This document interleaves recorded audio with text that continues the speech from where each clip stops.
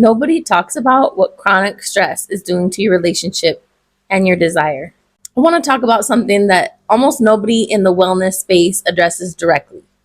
What chronic stress does to your intimacy and your desire and your closest relationships. So as a nurse, I have had more bedside conversations about this than I can count. As a woman, I've lived it. And as a coach, I watch it quietly destroy marriages and partnerships in women who are too exhausted to even name what's wrong. And the clinical truth is when you are chronically stressed, your adrenal glands produce cortisol and adrenaline in sustained elevated amounts. Your body, in its brilliant survival wisdom, decides that reproduction and intimacy are non-essential during a threat. So it suppresses the hormones that drive connection and desire: estrogen, progesterone, testosterone, and oxytocin. This is not a libido problem. This is not a relationship problem. This is a nervous system problem. And it has a clinical name: HPA axis dysregulation. Your stress response has been activated for so long that your body has deprioritized everything that isn't survival. So the result is you come home from work and the last thing that you want to do is be touched. You feel guilty about it. Your partner feels rejected. You're both exhausted, and neither of you has language for what's happening. Does this sound familiar? Physical intimacy is only one layer.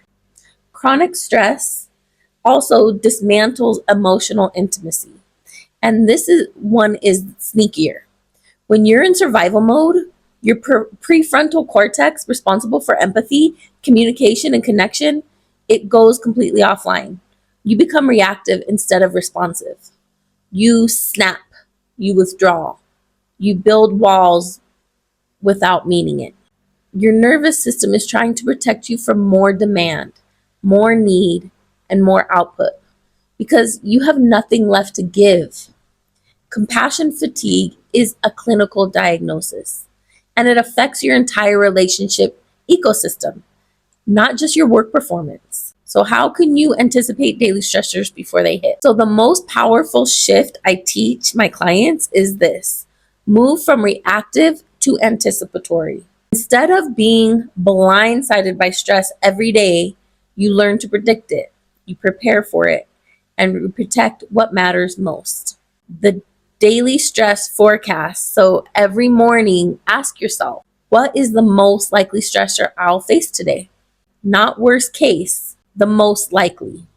Is it your drive? Is it your annoying coworker? Is it, a needy patient, a difficult handoff, afternoon traffic, a demanding meeting? So name it. And when you name it, your nervous system is no longer startled by it.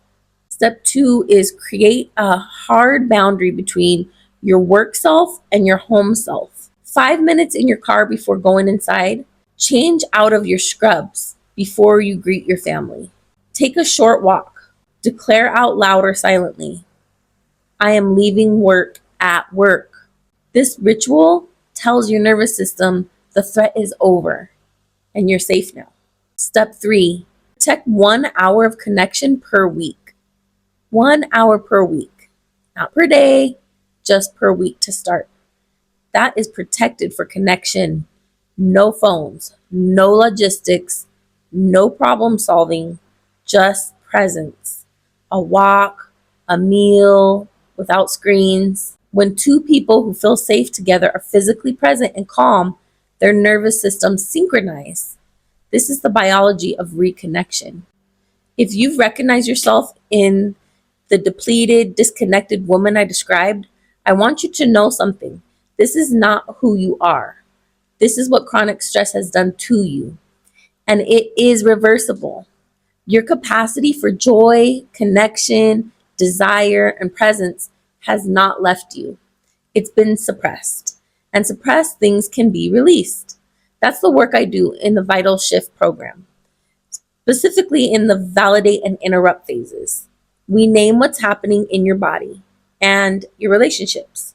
and we begin to interrupt it with precision. The link to my free Vital Reset workshop is below. And if this video helped you, share it with a woman in your life who you know is running on empty. The Reset workshop is in the description below. It is live, it's free, and it was built specifically for women who are done giving everything to everyone else. I hope to see you there.